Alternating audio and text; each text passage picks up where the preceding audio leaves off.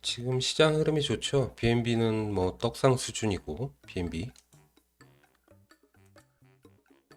지난달 말부터 롱 관점, 내려오면 매수 관점으로 당분간 봐야 된다고 텔레그램에서 말씀을 계속 드렸었고, 비트는 아마도 제 생각에는 40K는 일단 트라이를 한번 가지 않을까 싶습니다. 그리고 자, 어제 했어야 되는데 조금 늦게 올립니다.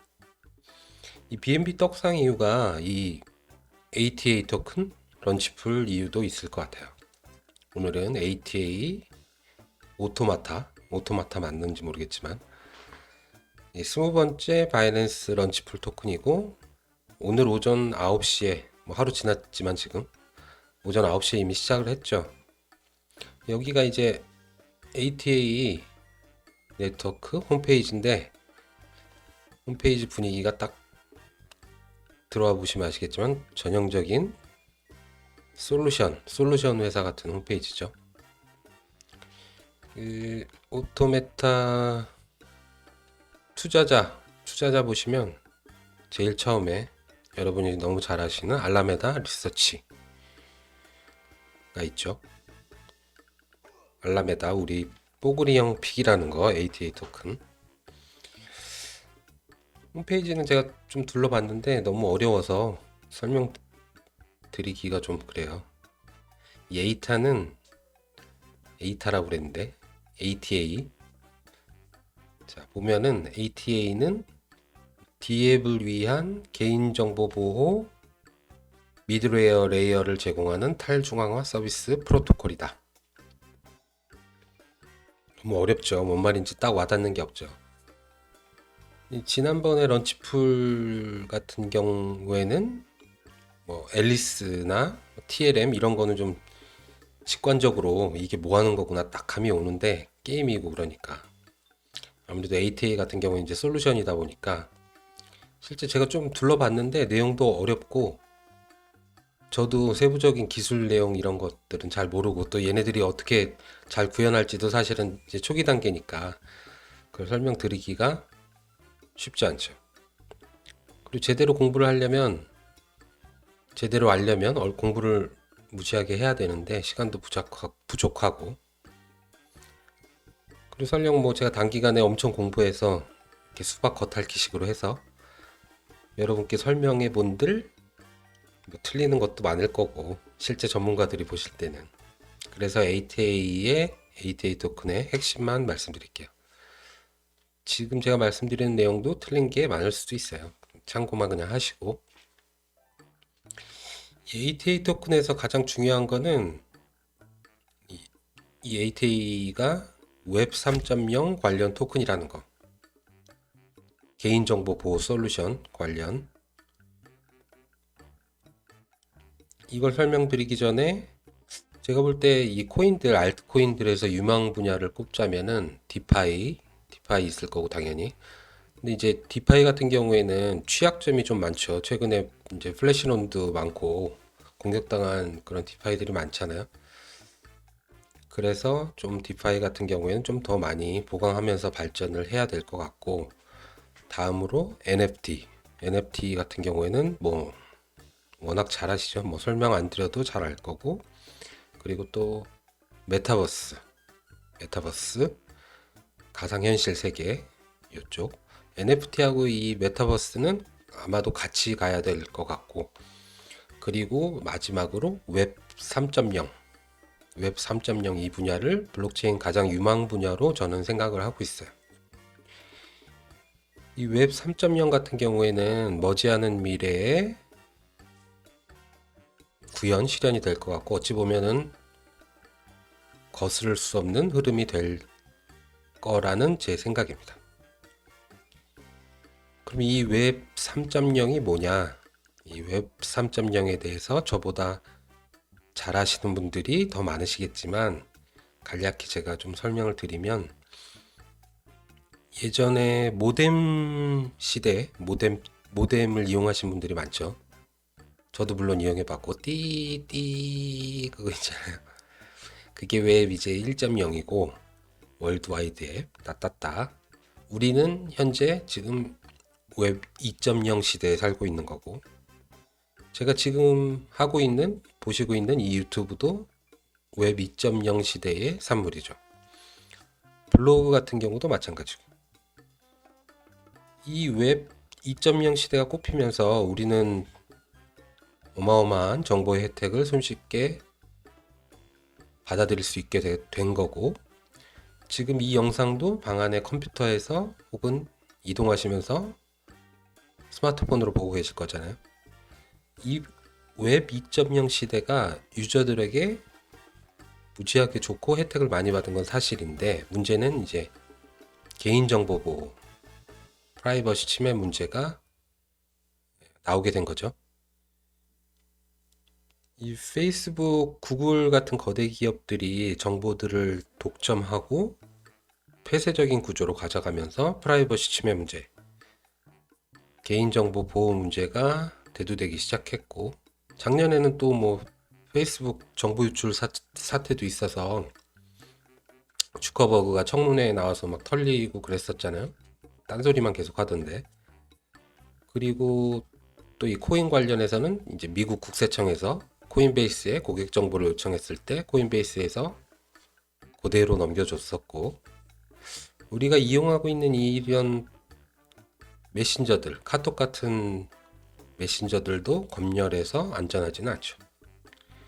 그나마 텔레그램이 좀 안전한 편이고, 이 웹 3.0은 이런 거대 기업 정보 독점의 문제점들을 블록체인을 통해서 탈중앙화를 시키는 거예요. 시키자는 거고, 이 거대 기업들의 페이스북 같은 구글 같은 서버에 들어가 있는 정보들, 그런 것들을 블록체인 위로 끄집어내는 거죠. 그래서 투명하게 거대 기업들이 독점하고 있는 이런 데이터들, 개인정보들, 디지털 자산들을, 그 정보들이 결국에는 그 유저들 소유잖아요. 페이스북, 구글 소유가 아니라 이 영상도 사실은 제 소유인 거죠. 이런 그 데이터나 자산들, 디지털 자산들 같은 거를 완전히 소유하는 사용자 중심으로 가져간다, 전환시킨다. 찾아오는 거죠. 원래 우리 거였는데 걔네들이 가지고 있는 거를. 이런 내용이 바로 웹 3.0의 핵심이고, 근데 이게 구현되려면 물론 이제 많은 벽에 부딪히겠죠. 지금까지 그 가지고 있는 기득권을 가지고 있는 이런 거대 독점 기업들의 반발이 있을 거고 방해가 있을 거고. 하지만 이건 이 웹 3.0 같은 경우에는 결국 시대의 흐름을 거스르긴 힘들 거다. 이 웹 3.0 관련 토큰이 바로 솔루션을 제공하는 ATA가 되는 거고, 오토마타가 되는 거고, 이 오토마타 같은 경우에는 웹 3.0을 구현하는데 각 D앱들과 블록체인의 개인정보 보호 미들웨어 레이어를 제공한다는 거예요. 여기 조금 얘기를 듣고 이걸 보시면 조금 이제 감이 오면 된 거예요. 그리고 혹은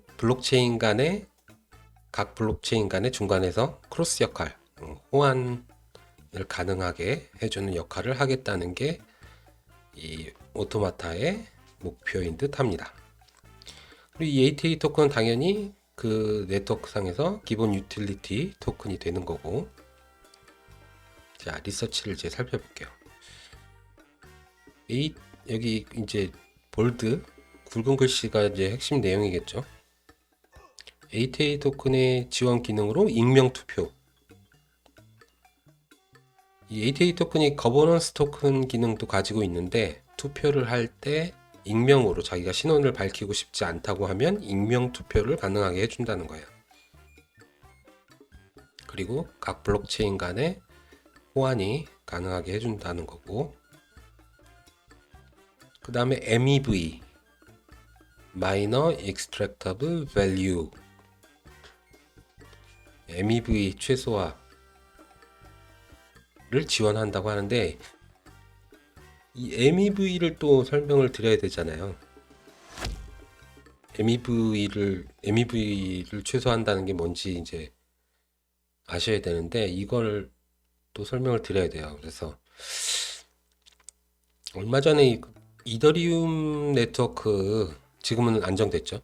이더리움 네트워크가 그 미친 수수료였었잖아요. 정말 한 3불 보내는데 수수료가 한 100불이 넘게 나오고, 그 정도로 미친 수수료였는데, 이 이더리움 네트워크의 그런 미친 수수료까지 간 거는 트랜잭션이 물론 뭐 몇 배 증가한 것도 있지만, 이 MEV하고 관련이 굉장히 커요. 그래서 이걸 먼저 이해를 해야 되는데, 이 MEV 같은 경우에는 그대로 해석하면 이제 채굴자 추출 가능 가치죠.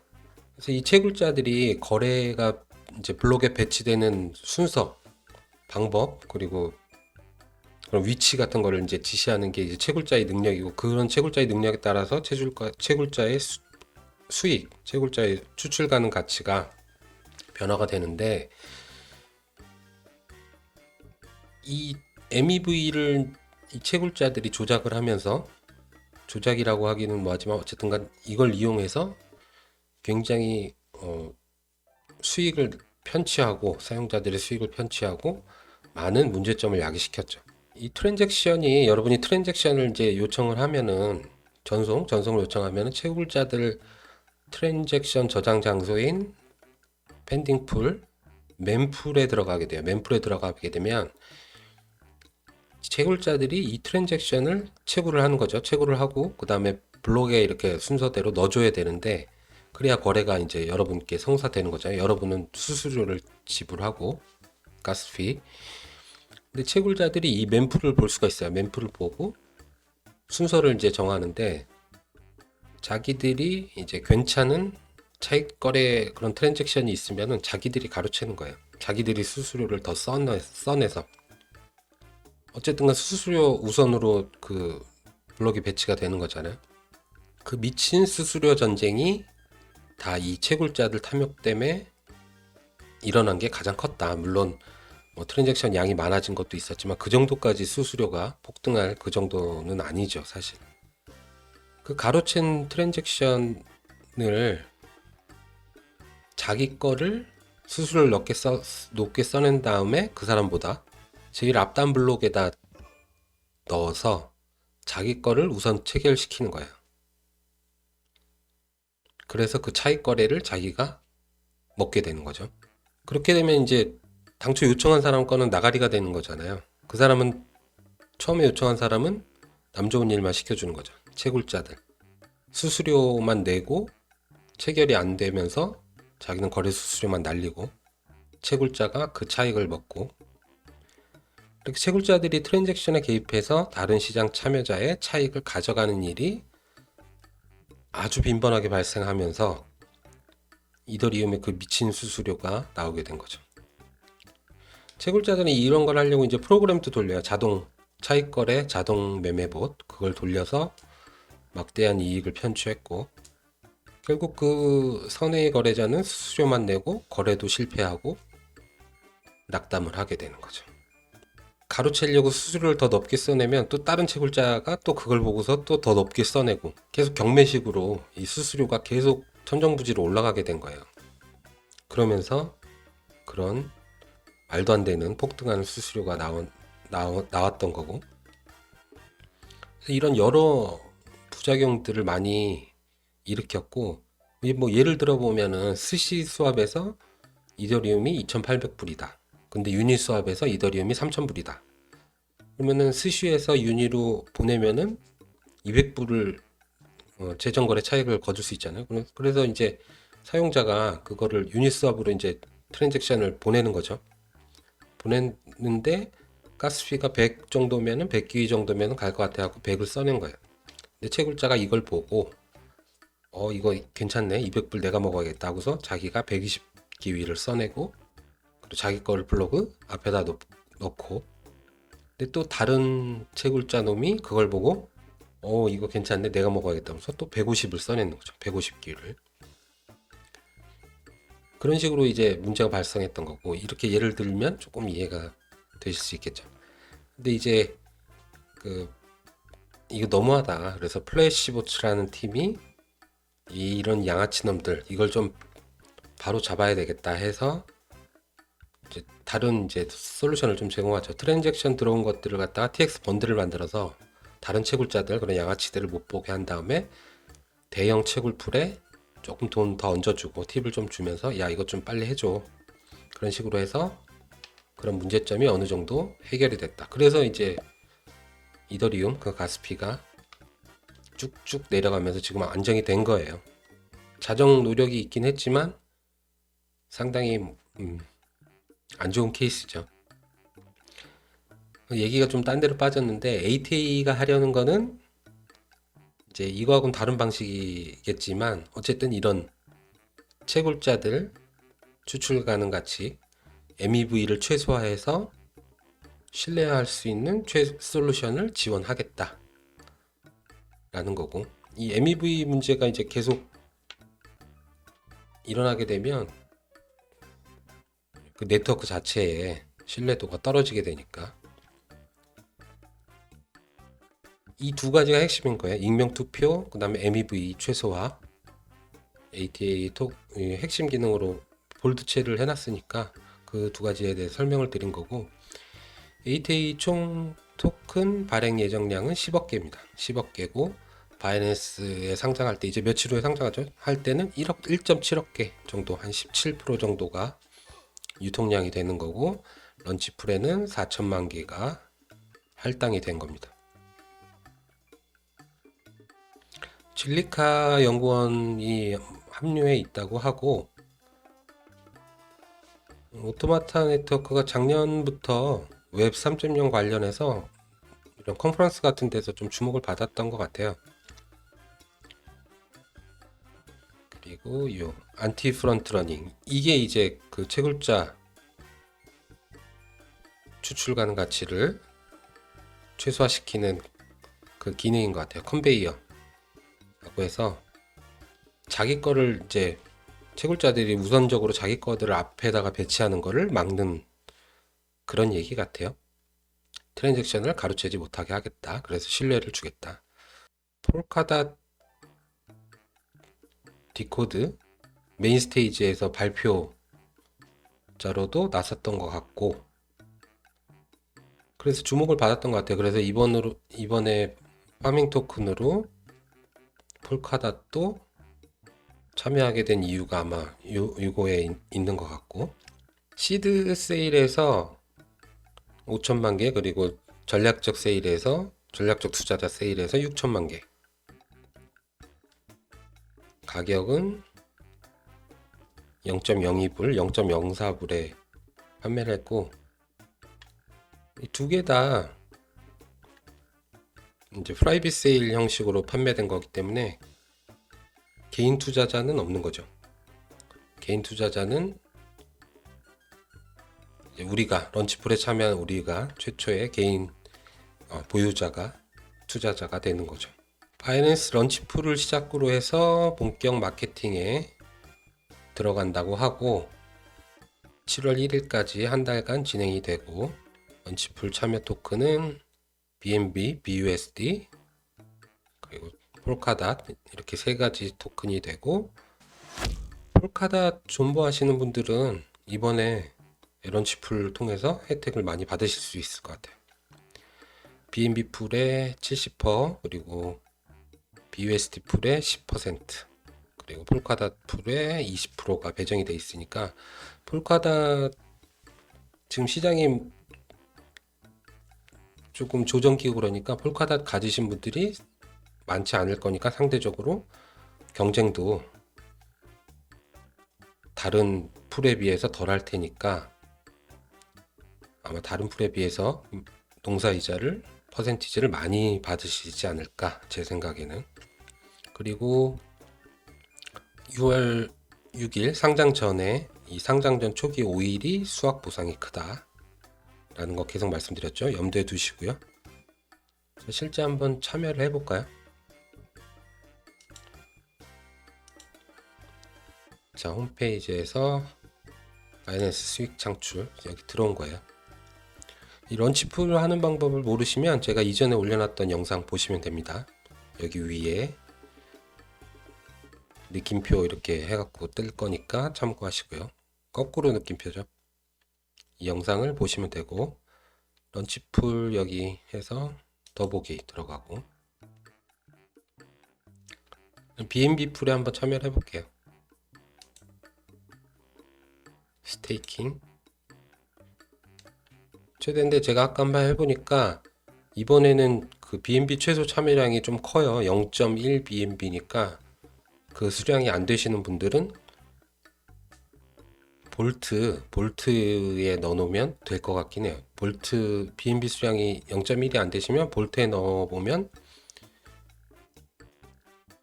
런치풀에 참여가 자동으로 될 것 같긴 한데 모르겠어요. 최소 수량이 안 되면 안 될 수도 있겠고, 일단은 0.1이 안 되시면 볼트에 넣어 보시는 걸 추천드립니다. 전 이거를 스테이킹을 할게요. 스테이킹 이렇게 하면 쉽죠? 바로 성공적으로 스테이킹 됐다고 하고, 그 매 시간마다 청구 보상이 나오죠. 수확은 이렇게 1시간마다 해주셔도 되고 한꺼번에 하셔도 되고, 전체 수확 이미 저는 BUSD 풀에 넣어놓은 게 있으니까 이렇게 수확을 하면 되고, 손맛이 있죠. 이렇게 매 시간마다 수확하는 손맛이 있으니까. 마지막으로 ATA 토큰은 이것만 보고 가죠. 웹 3.0 관련 토큰이다. 그리고 알라메다 픽이다. 우리가 최초의 개인 투자자가 된다. 특히 이 웹 3.0 관련 토큰들은 쭉 지켜볼 필요가 있을 것 같아요. 만약에 ATA 토큰 상장 때 시장이 만약에 안 좋게 되면 시세가 그렇게 좋게 나지는 않을 텐데, 시세가 안 났더라도 몇 년 후에 다시 상승장이 찾아오게 되면 그때 크게 빛을 발할 수 있는 토큰이니까 잘 메모해 두시고 관심 있게 보면 좋을 것 같은 토큰이다. ATA 토큰.